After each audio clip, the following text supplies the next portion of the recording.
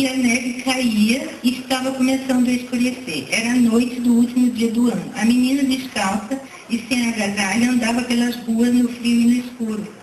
Quando atravessou correndo para fugir dos carros, a menina perdeu os chinelos que tinham sido da mãe. E eram grandes demais.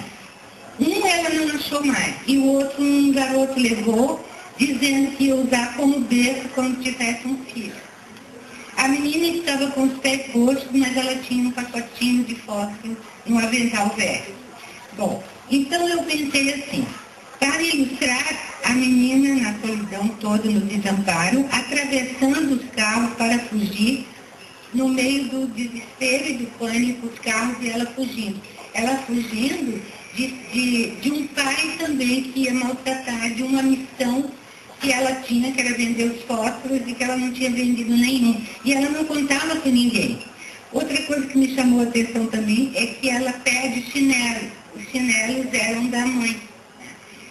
Aí eu coloquei aqui assim, que eram grandes demais. Sabe que as crianças iniciam seus processos identificatórios através do uso dos objetos dos pais, sapatos, roupas, bolsas. As crianças pequenininhas, elas começam botando o sapato e andando com a roupa dos pais, buscando um modelo de identificação. Então, ele chama a atenção assim, que ela perdeu os chinelos, que eram grandes demais, e que um outro menino achou, e isso também me pareceu bastante importante dentro dessa questão dos objetos da vida que a pessoa vai colocando como objeto interno, que o menino disse que aquele chinelo, um dia, ele usaria como o berço para o filho dele. Bom, a menina naquele dia tinha atingido o máximo do seu desamparo e abandono. Por um momento ela esqueceu sua miséria e se envolveu com o ambiente, com a cultura, com as vivências do ambiente. O Winnicott fala em cultura e se refere à tradição herdada, algo que pertence ao fundo comum da humanidade. Era a noite de Ano Novo. Quando, habitualmente, todos se reúnem em todas as partes do mundo em torno de uma mesa para comemorar a data, é uma festa de família, onde geralmente tem muita alegria e muita comida, muita fartura. Ainda é o Winnicott que diz, o lugar em que a experiência cultural se localiza, aí está o espaço potencial existente entre o indivíduo e o ambiente. Para todo indivíduo, o uso desse espaço é determinado pelas experiências de vida que se efetuam nos estados primitivos de sua existência. Desde o início, o bebê tem experiências intensas no espaço potencial existente entre o objeto subjetivo e o objeto percebido objetivamente. No espaço, voltando ao ponto, no espaço entre as duas casas, ela sentiu que não tinha mais nada. Tinha um vazio. Mas só tinha os fósforos. Considerei aqui os fósforos como objetos transicionais, que ela foi usando e realizando seus desejos.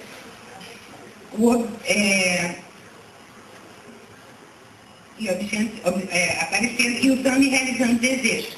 Por fim, quando ela jogasse, e aí vem todos os desejos que faziam parte da história dela, que faz parte de todos nós, né? Que é a comida, as luzes, a árvore de Natal, as pessoas falando, a mesa do jantar. É como se ela tivesse tido uma alucinação, um delírio, baseado na fantasia em cima de objetos internos que ela tinha. E ali os fósforos funcionaram como objeto transicional.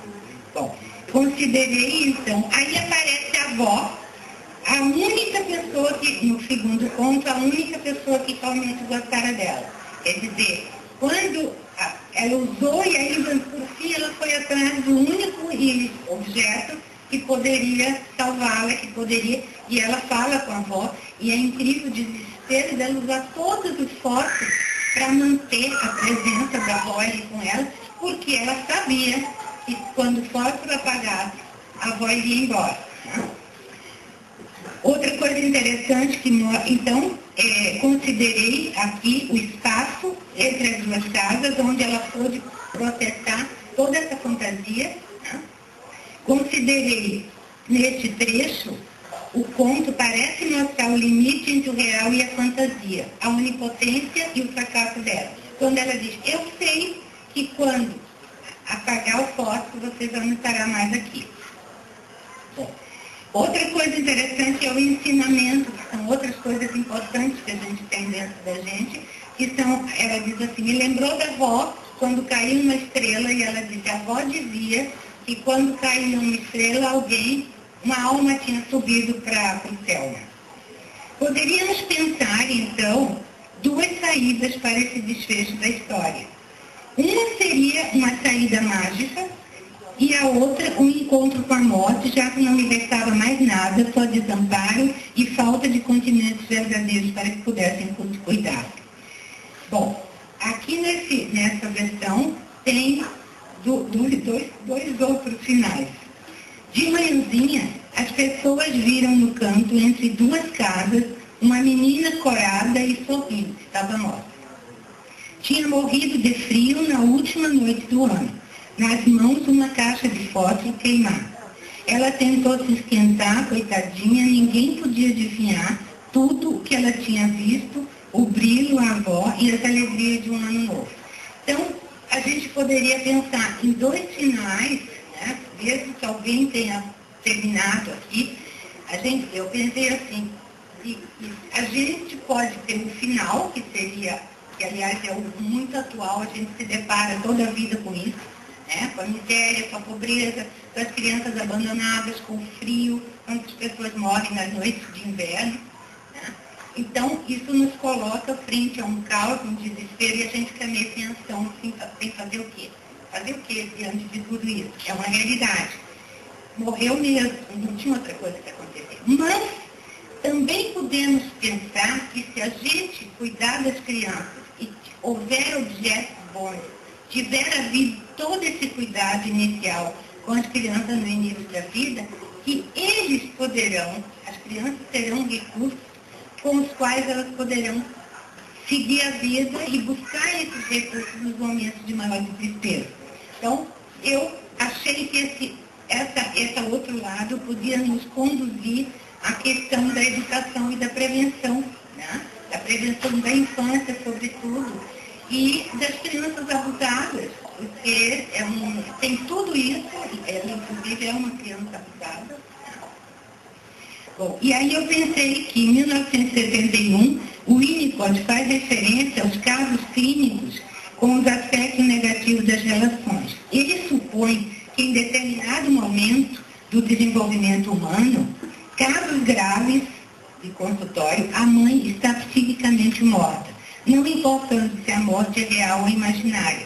Se a mãe existe ou não, pouco importa. O que resta é uma lacuna, um buraco. Então, esse poderia também ser a morte figurada, né? Quando não existe objetos confiáveis, então não tem outra alternativa senão. Não uma morte real, uma morte morrida, mas uma morte psíquica. Né?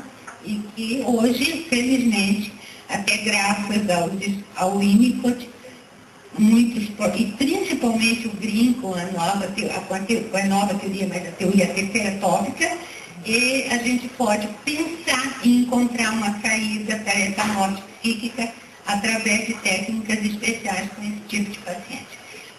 Isso se a gente pensar teoricamente, tecnicamente, clinicamente em consultório.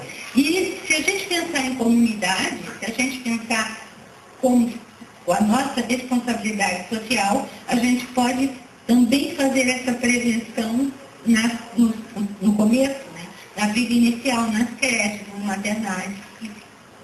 Foi isso que eu entendi e trouxe para vocês. Obrigado, Regina.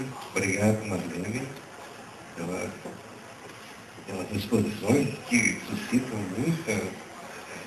estimulam o refletir sobre os significados que esse conto traz. Então, o nosso objetivo é proporcionar um debate. Então, a palavra está aberta ao público para quem quiser fazer algum comentário, pergunta. Eu me senti duplamente identificada, assim, com a menina